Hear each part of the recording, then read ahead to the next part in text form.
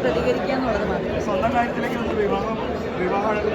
ഇല്ല, അതൊക്കെ ഇങ്ങനെ ന്യൂസുകൾ വരുന്നതാണോ എനിക്കറിയില്ല.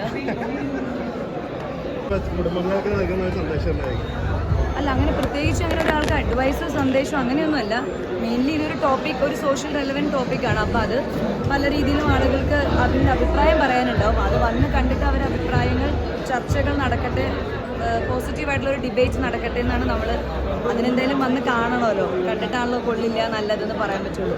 അല്ലാണ്ട് അങ്ങനെ പ്രത്യേകിച്ച് സോഷ്യൽ മെസ്സേജ് അങ്ങനെ കൊടുക്കുക ആൾക്കാരെ അങ്ങനത്തെ ഇതൊന്നുമില്ല. ഒരുപാട് സ്ത്രീകളെ ഡൈവോഴ്സ് ഒഴിവാക്കാൻ വേണ്ടി ഇങ്ങനെ സഹിച്ചു കിട്ടുന്നുണ്ട്. തീർച്ചയായിട്ടും അങ്ങനെ. അതാണ് ഒരു റിലേഷൻഷിപ്പിൽ ഏറ്റവും ആവശ്യം, കമ്മ്യൂണിക്കേഷനാണ്.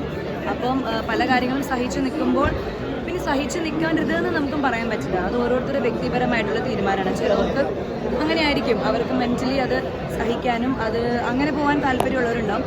ചിലവർ നമ്മുടെ സിനിമയിൽ പ്രതികരിച്ച പോലെ ഇങ്ങനെ പ്രതികരിക്കാൻ ആഗ്രഹമുള്ളവരുണ്ടാവും. ചിലവർ പ്രതികരിക്കും. അപ്പം ഓരോ സ്ത്രീകളും ഓരോ പുരുഷന്മാരും എല്ലാം വേറെ വേറെയാണല്ലോ ചിന്തിക്കണേ. അപ്പോൾ നമുക്ക് നോക്കാം എന്താണ് ഈ സിനിമ കൊണ്ട് ആൾക്കാർക്ക് എന്തൊക്കെയാണ് പറയാനുണ്ടാവുന്നത്. അതെന്തായാലും 2 ദിവസം കഴിയുമ്പോൾ പറയാം.